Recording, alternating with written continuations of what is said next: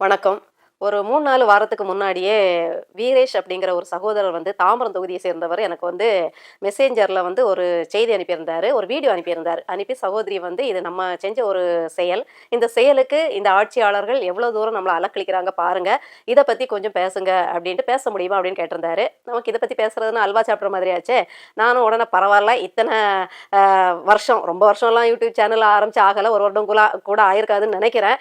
இத்தனை வருடத்துல நம்மளையும் தேடி இந்த சகோதரி பேசுனா பரவாயில்ல பார்க்குறது 1000 பேரா இருந்தாலும் இந்த சகோதரி கிட்ட சொல்லலாம் அப்படின்னு தோணுனதுக்கே எனக்கு ஒரு சின்ன மட்டற்ற மகிழ்ச்சி அப்படின்னு சொல்லலாம். அப்புறம் அவரை தொடர்பு கொள்ளும்போது பொங்கல் லீவு அது இது ஊர்ல இருக்கிறது அவரு என்ன தொடர்பு கொள்ளும்போது என்னால் பேச முடியல. ஏன்னா வீடியோ தான் அனுப்பியிருந்தாரு. அதோட சாரம்சம் கேட்கணும் இல்லையா, என்ன நடந்துச்சு என்ன ஏதுன்னு கேட்டு தகவலோட சொல்லணுமே அப்படிங்கிறதுக்காக அது அப்படி இப்படிமா போய் ஒரு 3 வாரம் தாண்டி போயிடுச்சு. இப்போ அவர்கிட்ட பேசும்போது அவர் சொன்ன விஷயம் என்னன்னா, நாம் தமிழர் கட்சினாலே குருதி கொடை ரத்த தானம் கொடுக்கறதுல இன்னைக்கு வரைக்கும் உலகத்திலேயே இவங்களை தவிர யாரும் இடம் பிடிக்கல அப்படிங்கிறது தான் உண்மை.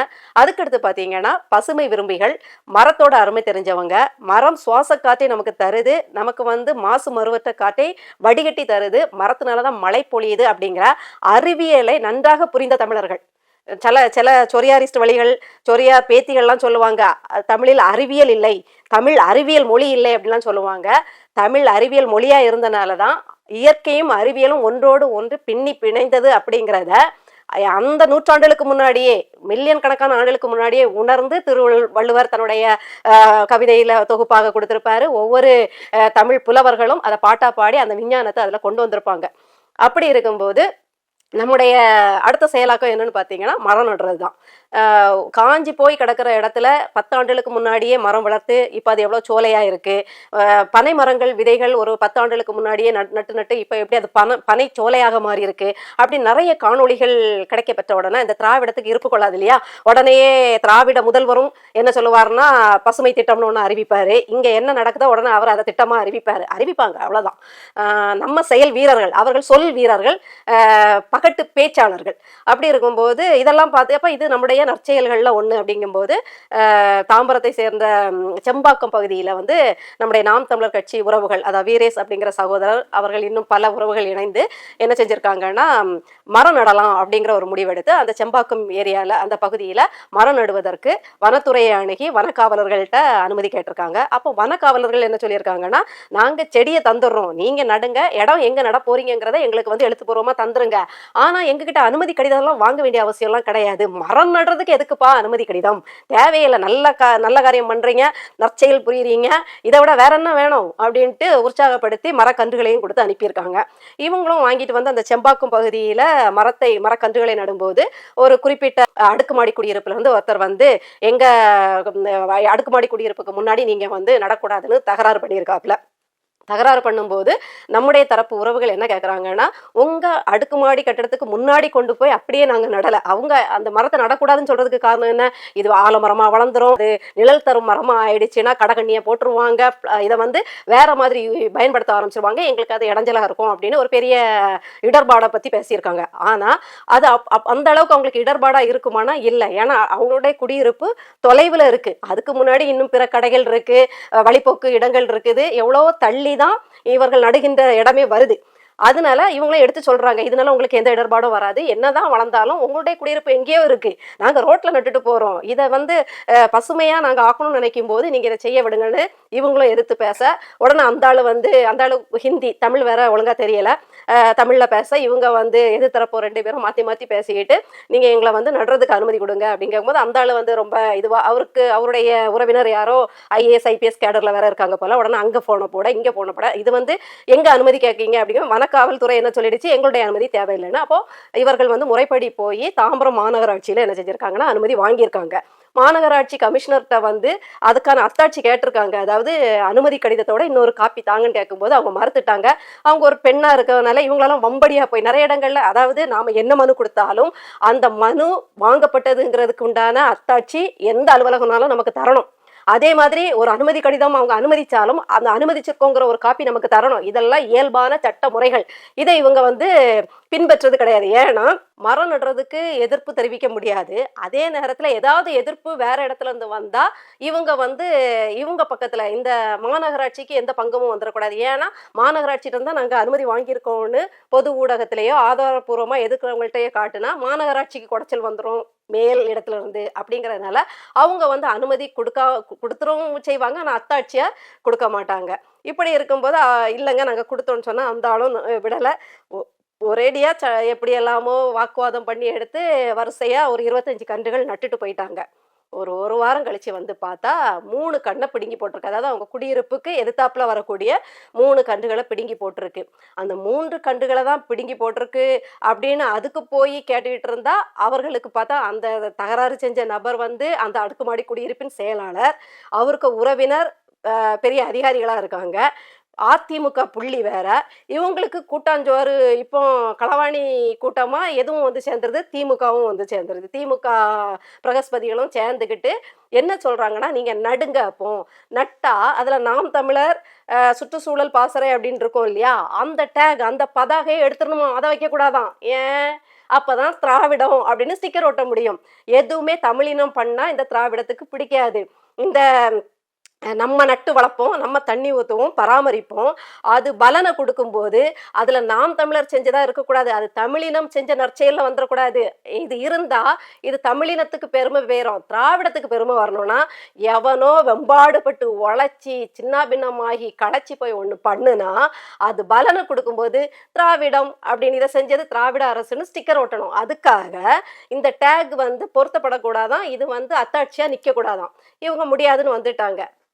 மழையும் இதுவுமா ஆகி ஒரு மழை பெஞ்சு முடிச்சு போய் திருப்பி அந்த கண்ணுகள் எப்படி இருக்குன்னு பார்த்தா அந்த 3 கண்ணுகளை பிடுங்கி போட்டது ஒரு நாள். அதுக்கப்புறம் அதை சுற்றி வச்சிருக்க வேலிகளெல்லாம் இழுத்து போட்டுட்டு பக்கத்திலே நின்று ஒரு 5 வருடம் இல்லை 6 வருடம் நல்ல வளர்ந்த ஒரு மரத்தையும் சேர்த்து வெட்டியிருக்காங்கங்க.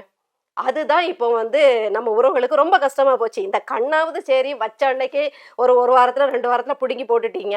ஆனா ஒண்ணு வேர் விட்டு கிளை விட்டு பசுமையா வளர்ந்த ஒரு மரத்தையும் சேர்த்து வெட்டிட்டீங்களே பாவீங்களா அப்படின்னு போய் கேட்கும்போது, இது யாரை கேட்டு வெட்டுனீங்க அப்படின்னு கேட்கும்போது, அது வந்து நாங்கெல்லாம் இல்லை, ஈபி தான் வந்து வெட்டிச்சு, அப்படியாக்கும் இப்படியாக்கும்ன்ட்டு ஒரு மாதிரி இது பண்ணி இவங்க வந்து நம்முடைய உறவுகள் வந்து காவல்துறையிட புகார் அளிக்க, அப்புறம் வந்து நம்முடைய மாவட்ட ஆட்சியர்கள்ட்ட வந்து போய் புகார் அளிக்க, இவங்க கொடுத்த பதில் என்னன்னா, அது வந்து வெட்டினது நாங்க இல்லை, மின்சாரத்துறை ஊழியர்கள் தான் வந்து ஏதோ இடைஞ்சலா இருக்குன்னு வெட்டினாங்க அப்படின்ட்டு. எப்படி பாருங்களேன். அதாவது இதை வைக்கிறதுக்கு இவ்வளோ அக்கப்போர் ஒரு செடியை வைக்கிறதுக்கு, ஆனால் வெட்டுறதுக்கு யாருக்கு அனுமதியும் தேவையில்லையாம். கேட்டால் மின்சாரத்துறைன்ட்டு பூசி மெழுகிட்டு போயிடுவாங்க. இந்த ஆட்சியாளர்களின், அது அதிமுக ஆட்சியாக இருந்தாலும் சரிதான், திமுக ஆட்சியாக இருந்தாலும் சரிதான், இந்த ஆட்சியாளர்களின் கைப்பாவையாக இருந்து கிம்பளத்திலேயே எந்த கேஸ் எந்த வழக்கு போனாலும் காசு பேரம் பேசிக்கிட்டு வழக்குகளை இழுத்து மூடி கோப்புகளை வந்து கட்டி தூர போடக்கூடிய இந்த காவல்துறை கிட்ட மனுஷனை வெட்டிட்டு போய் ஆதாரத்தோட நின்னா கூட வழக்கு பதிச்சு குற்றப்பத்திரிகை தாக்கல் செய்து தண்டனை வாங்கி கொடுக்காத இந்த காவல்துறை ஒரு மரத்தை பெருசா நினைக்குமா? அதுக்கெல்லாம் அண்ணன் சீமான் அவர்கள் முதல்வராக இருக்கணும். அப்படின்னா தான் மரத்தையும் மனிதனா பாவிச்சு, மனிதனுக்கு வலிக்கிறது மாதிரி மரத்துக்கும் உயிர் இருக்கு, அதுக்கு வலிக்கும், வாய் விட்டு அழதான் அதுக்கு தெரியாதே தவிர அதுக்கும் வலிக்குங்கிறத புரிஞ்சுக்கிட்ட ஒரு ஆண்மகன், ஒரு தமிழர் பெருந்தலைவன் ஆட்சிக்கு வந்தாதான் இது கட்டுப்படுமே ஒழிய இந்த திராவிடங்கள், அடுத்த அதிமுகங்கிற திராவிடங்கள் எது வந்தாலும் இந்த இதுக்கு மனுஷனுக்கே நடவடிக்கை எடுக்காத இந்த காவல்துறை இந்த பூச்சிக்கும் புழுவுக்கும் செடிக்கும் நடவடிக்கை எடுக்கும்னு நம்ம நினைச்சோம்னா நாம தான் முட்டாள் அப்படின்னு நான் சொல்லிட்டு வச்சேன். இருந்தாலும் காணொலியில நான் இதை எதுக்கு சொல்ல வரேன்னா, ஒன்று, நம்முடைய கட்சி இவ்வளோ விவாதம் பண்றாங்க, எங்கெல்லாம் ஏறி இறங்குறாங்க, எங்க காவல்துறைக்கு போறாங்க, மாவட்ட ஆட்சியர் அலுவலகத்துக்கு போறாங்க, நடையா நடந்து புகார் அளிச்சு ஏதாவது இப்போ நீங்க கேட்கலாம், இந்த மரத்தை பிடுங்குறதுக்கு இனிமே அவருக்கு கையை அங்க நம்ம வெட்ட முடியும், அப்படியெல்லாம் ஆசைப்படலை. அதுக்காக அவரை வந்து தூக்கிலையாக போட முடியும் அப்படியும் நாங்கள் எல்லாம் சொல்ல வரலாம். அவ்வளோ முட்டாள்கள்லாம் கிடையாது, முட்டாள்களே கிடையாது. நாங்கள் வந்து அறிவுபூர்வமாக ஒன்று தான் சொல்கிறோம். அறிவுபூர்வமாகவும் தர்க்க ரீதியாகவும் நாங்கள் ஒன்று தான் வைக்கிறோம். 3 செடியை பிடுங்குனல 6 செடியாக வை, நட்டு காமி. நீங்கள் பிடுங்கி எறிஞ்ச இந்த மரத்துக்கு ஈடாக நாங்கள் ஒரு 6 செடி வச்சுருக்கோம் அப்படின்னு அதை வளர்த்து காமி. இதை தான் நம்ம எதிர்பார்க்குறோம். இந்த ஒரு தீர்வை தான் எதிர்பார்க்குறோமே தவிர பிடுங்கி போட்டவங்கள பிடிச்சி ஜெயிலில் போடணும், 3 மாதம் ஜெயில் தண்டனை கொடுக்கணும், இல்லைன்னா அவங்க விரலையும் கொஞ்சம் வெட்டிக்கணும் அப்படின்லாம் சொல்லலாம். வாங்கி ஃபாரஸ்ட் டிபார்ட்மெண்ட் அப்ரூவல் வாங்கி ஏன் மரம் வைக்க கூடாதா? இல்லை சார், எங்களுக்கு டிஸ்டர்பன்ஸாக இருக்குது. மரம் என்ன டிஸ்டர்பன்ஸ்? அதை பாருங்க. யார் வெட்டினா அந்த மரம்? யார் வெட்டினது? மரம் பரிசா வளர்ந்துச்சுன்னா அது ஈபிக்காரங்க வந்துருக்காங்க. நாங்கள் ஈபிக்காரங்க ஒருத்தர் ஆச்சா ரைட்டு. எல்லாம் காரு எல்லாமே இந்த பப்ளிக்கில் நிற்கிற கார் எல்லாத்தையும் இங்கே தான் கொண்டு வந்து நிறுத்துறான். சரி, இந்த டாக்ஸி பிக்ஸி எல்லாம் இங்கே தான் நிறுத்துறான். நடு ரோட்டுக்கு போய் திருப்பதாக இருக்குது. கடையை போட்டுடுறாங்க. பாருங்க, போலீஸில் கேஸ் கொடுத்து சிஎஸ்ஆர் வந்து போட்டு எழுதி வச்சுருக்கோம். கடையை போட்டுருக்குது அந்த ஈபிக்காரங்க அந்த மொத்தம் கார்னு போட்டு அது வேற சரிங்களா. இன்னைக்கு காற்று இல்லாமல் இருக்கும். அதுதான் மரம் வளர்க்கும், ஒரு மரம் வளர்க்கும் கவர்மெண்ட் ஆர்டர் போட்டுது. டிஎஃப்ஓ கிட்ட போய் அப்ரூவல் வாங்கி ரேஞ்சர்கிட்ட பேசி இவ்வளோ இது வாங்கிட்டு நம்மளுக்கு தெரியாது. மரங்கள் நடுவதற்கு திட்டமிட்டுள்ளோம். இந்த நிகழ்விற்காக செம்பாக்கம் சந்தோஷ்புரம் வனத்துறை வளாகத்திலிருந்து 50 மரக்கன்றுகளை வழங்கி உதவுமாறு வேண்டுகிறோம். ஓகேங்களா. அதற்காக தக்க அனுமதியை வழங்குமாறு தாழ்மையுடன் கேட்டுக்கொள்கிறோம். போட்டு 13 நவம்பர் கொடுத்துருக்குறாங்க. அவர் சைன் பண்ணி அண்ணன் சீமான் அவர்களின் கொள்கையை நம்ம பார்த்தோம்னா அவருடைய முதல் கொள்கையே தன்னலமற்ற அன்பான சர்வாதிகார ஆட்சி. குழப்பமா இருக்குமே. சர்வாதிகார ஆட்சின்னு மட்டும் இருந்தா அது ஹிட்லர் ஆட்சி. யாரை பத்தியும் யோசிக்காது, எதை பத்தியும் யோசிக்காது. தன்னை எதிர்ப்பவர்களெல்லாம் கொண்டு குவிக்கும், தனக்கு எதிரான இனத்தை வந்து சுடுகாடாக்கும், ஒரு இனத்தையே அழிக்கும். ஆனா தன்னலமற்ற அன்பான சர்வாதிகார ஆட்சினா சட்டங்கள் எல்லாம் பயங்கர தண்டனையாகவும் பயங்கர கெடுபிடியாகவும் இருக்கும். அது எதுக்காகனா இந்த நாட்டில் உயிர்கள் பேணப்படணும், சக மனிதர்களோட உரிமைகள் பறிக்கப்படக்கூடாது, அனைத்து உயிர்களுக்குமான எல்லா தேவைகளும் நிறைவேற்றப்படணுங்கிற ஒரு ஒற்றை நோக்கம் தான். இதில் எந்த சுயநலமும் இருக்காது. அதுக்கு கூட அண்ணன் ஒரு அழகான ஒரு எடுத்துக்காட்டு சொல்லியிருப்பாரு. ஒரு குழந்தைக்கு வந்து கடும் காய்ச்சல் அது அவஸ்தைப்படும் போது அது குறையணும், அதை காப்பாற்றணும்னா நாம் வந்து ஊசி அப்படிங்கிற ஒரு இரும்பு இதை வந்து நம்ம என்ன செய்யணும், அந்த சதையில் வந்து ஊசி ஏற்றணும். அப்படி ஏற்றும் போது அது ஒன்றும் சுகமாக இருக்காது, வலிக்க தான் செய்யும், குழந்தை அழதான் செய்யும். குழந்தை அழுமே, ஊசி போட்டால் என் பிள்ளைக்கு வலிக்குமேனு நாம் வந்து மருத்துவர்கிட்ட போய் அந்த ஊசி போட்டு மருந்தை கொடுக்காம இருந்தோம்னா குழந்தைய நாம் காப்பாற்ற முடியாது. அப்போ வலிச்சாலும் பரவாயில்ல, இதில் ஒரு நன்மை பிறக்குது, ஒரு உயிரே காப்பாற்றப்படுதுன்னா நாம் அதுக்கு ஊசி போட்டு தான் ஆகணும், கொஞ்சம் வலியை பொறுத்துக்கு தான் ஆகணும் அப்படின்னு அவர் சொல்கிற மாதிரி. அதே மாதிரி சிங்கப்பூரில் பார்த்தீங்கன்னா ஒரு கட்டுப்பாடற்ற ஒரு என்ன சொல்கிறது, எந்த ஒரு கட்டமைப்பும் சரியில்லாமல் ஏனோதானோன்ற சிங்கப்பூரை அதோடைய அதிபர் வந்து அவர் அதிபர் ஆனதும் அதை முன்னெடுத்து இதே கட்டுப்பாடுகள் எல்லாம் விதித்து ஒரு சர்வாதிகாரம், அதே அன்பான சர்வாதிகாரமாக இருந்து தன்னுடைய நாட்டு மக்களுக்காக அவர் செஞ்ச பெரிய சீர்திருத்தத்தால் இன்னைக்கு சிங்கப்பூர் எல்லார் வாயிலையும் வந்துட்டு சிங்கப்பூரை பார்த்தியா அப்படின்னு சொல்கிற அளவுக்கு இன்னைக்கு வந்து சாலை வசதியிலேருந்து குப்பைகள் போடக்கூடாதுங்கிறது, தனி மனித கட்டுப்பாடுகள், ஒரு சாலையை கடக்கணும்னா வண்டிகள் ஒரு மனிதன் கடக்கிறான்னா எவ்வளோ வேகத்தில் வந்தாலும் நிற்கணுங்கிறதுலேருந்து சின்ன சின்ன விஷயத்துலேருந்து பெரிய விஷயங்கள் வரைக்கும் இன்னைக்கு சிங்கப்பூர் வந்து ஒரு முன்மாதிரியான நாடாக இருக்குது.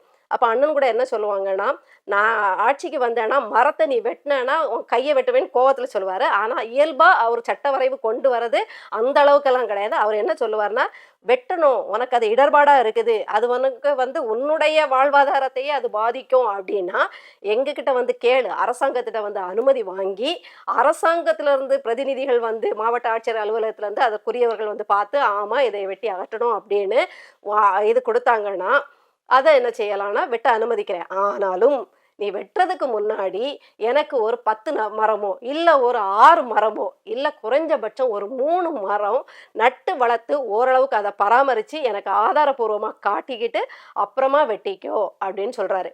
இதையும் தாண்டி நீ வெட்டுன அப்படின்னு தெரிஞ்சிச்சுன்னா உனக்கு 3 மாதம் ஜெயிலு, இல்லை இதே தான் வேலையாக வச்சு வெட்டி வித்துக்கிட்டு இருக்க அப்படின்னா உன்னுடைய குடியுரிமையே வந்து நாங்கள் எடுப்போம், அதாவது நீ படித்த அந்த சான்றிதழ்களை எல்லாம் செல்லாது அப்படின்னு முத்திரை குத்திடுவோம். உன்னுடைய ரேஷன் கார்டு அப்படிங்கிறது, அதாவது நுகர்வோர் கார்டு இருக்கு இல்லையா, அட்டை, அதை வந்து நாங்கள் செல்லாததாக்கிடுவோம். உன்னுடைய ஆதார் கார்டு அப்படிங்கிறத நாங்கள் செல்லாததாக்கும் போது நீ சொந்த நாட்டில் போய் எதுவும் இல்லாமல் படித்த படிப்பும் வீணாக போய் ஒரு அகதியை போல இருப்ப, குடியுரிமை அற்றவன் போல இருப்ப. இது வந்து ஒரு பெரிய தண்டனையாக பார்க்கும்போது தோணாது. ஆனால் நல்லா படித்து நல்லா சான்றிதழை வாங்கி வச்சுட்டு நம்ம செஞ்ச செஞ்ச ஒரு குற்றத்துக்காக அது செல்லாதது அப்படின்னு ஆக்கப்படுதுன்னா வேலைக்கு போக முடியுமா? நான் இதை முடிச்சிருக்கேன்னு சொல்ல முடியுமா? நான் ஒரு பட்டதாரின்னு சொல்ல முடியுமா? அவ்வளோ படித்து விழலுக்கு இறைத்த நீர் மாதிரி வீணாக போயிடும் அப்படின்னு. அப்படி கடுமையான இந்த சட்டத்திட்டங்கள் கேட்கும்போது ஒரு சாராருக்கு கேலிங் கிண்டலுமா இருக்கும், இன்னொரு சாராருக்கு இது கடுமையான சட்டம் போல தோணும். ஆனால் 1-2 இவைகள் செய்யப்படும் போது ஆகா இது கண்டிப்பா முதல்வர் சீமான் அவர்கள் இதை செஞ்சிருவாரு, அப்போ நாம கீழ்ப்படிஞ்சிருவோம், அரசுக்கு ஒத்துழைப்பு கொடுப்போம், அவர் நல்லதானே சொல்றாரு, நம்முடைய நல்லதுக்காக தானே பேசுறாரு, நாம உயிர் வாழ்வதற்கு தேவையான சட்டங்களை தானே வகுக்கிறாரு அப்படிங்கிறத புரிஞ்சுக்கிட்டு சீர்படும் நாடு செழிப்பாகும். மக்களும் தங்களுடைய உளவியல், அதாவது முற்போக்கான உளவியல் இருந்து வெளியில அந்த அரசின் கட்டுப்பாடுகளோடு இயைந்து அவங்க வாழ பழகிக்குவாங்க. அப்போ ஒரு ஆரோக்கியமான சமூகம் தமிழ்நாட்டில் வார்த்தெடுக்கப்படும் அப்படிங்கிறது தான் அவர் தன்னுடைய இந்த கடுமையான சட்டங்கள் மூலமாக சொல்ல வர்றது. ஆக மொத்தத்தில் இந்த செடியை பிடுங்குவோர், இந்த மரத்தை வெட்டுவோரெல்லாம் அண்ணன் சீமான் ஆட்சி காலத்தில் எங்கே போய் ஒளிஞ்சிருக்க போறீங்க, இல்லை என்ன பாடுபட போறீங்கன்னு தெரில. திமுகங்கிற அதிமுக எல்லாம் இந்த தேசிய கட்சிகளோட வேலையே இதுதான். அவங்களும் செய்ய மாட்டாங்க, செய்ய வர்றவங்களையும் செய்ய விட மாட்டாங்க. எப்படி பதுக்கிறது, எப்படி சுருட்டுறது, இதில் நம்ம அண்ணன் திருமாவளவன் அவர்கள் வேற நாங்கள் நாம் தமிழர் கட்சி அண்ணன் சீமான் அவர்களை பிழைப்புவாதி சந்தர்ப்பவாதி அப்படி இப்படின்னு சொரியாருக்கு ஆதரவு கொடுக்கறதுக்காக என்னெல்லாமோ உளருவாப்புல. ஆனால் அண்ணன் சீமான் அவர்களுடைய கட்சியோ இல்லைன்னா அண்ணன் சீமான் அவர்களோ யாருக்கிட்டையும் போய் ஏன் இங்கே ஹெலிகாப்டர் பறக்குது, எங்களுக்கு சத்தம் இறைச்சலாக இருக்குது, பணம் தான் அப்படின்னு இந்த விசிகா கட்சி மாதிரி ஓசிவாயிலேயே அடிக்கிறதுக்கு பார்க்க மாட்டாங்க. ஒரு ஹெலிகாப்டர் நிறுவனம் நடக்குதுன்னா, அது முறையற்று நடக்குதுன்னா, ஒரு விசிகா எம்எல்ஏவா ஒரு சட்டமன்ற பிரதிநிதியா சட்டப்பூர்வமான நடவடிக்கை எடுத்திருந்தா நீ நல்லவன். இந்த ஆளோட மனைவி யாருன்னு பார்த்தா டாக்டர் சர்மிளா.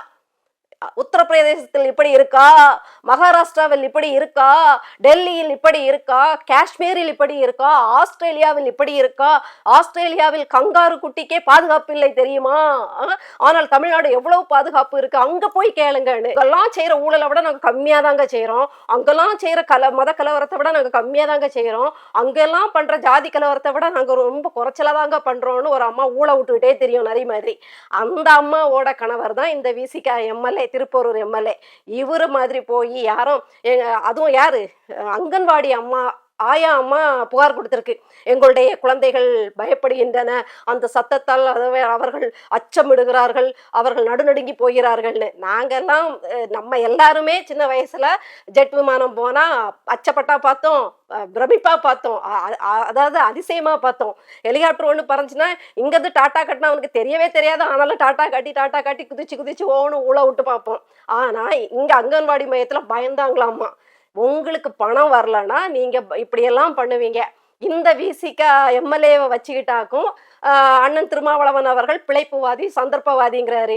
சீட்டுக்கும் நோட்டுக்கும் இனத்தை அடகு வச்ச நீங்க தான் பிழைப்புவாதி சந்தர்ப்பவாதியை தவிர இன்னும் தன்னையும் தன்னுடைய கட்சியும் தமிழ் இனத்தையும் அடகு வைக்காம ஒத்தையா நின்று சதிராடுகின்ற நாம் தமிழர் கட்சி அண்ணன் ஒருங்கிணைப்பாளர் சீமான் அவர்கள் தான் இன்னைக்கும் கெத்து, இன்னைக்கும் தான் அவர் தனித்துவமானவர். அவர் ஒரு தீவிர மனித நேயவாதியை தவிர கண்டிப்பா உங்களை மாதிரி பிழைப்புவாதியோ சந்தர்ப்பவாதியோ கிடையாது.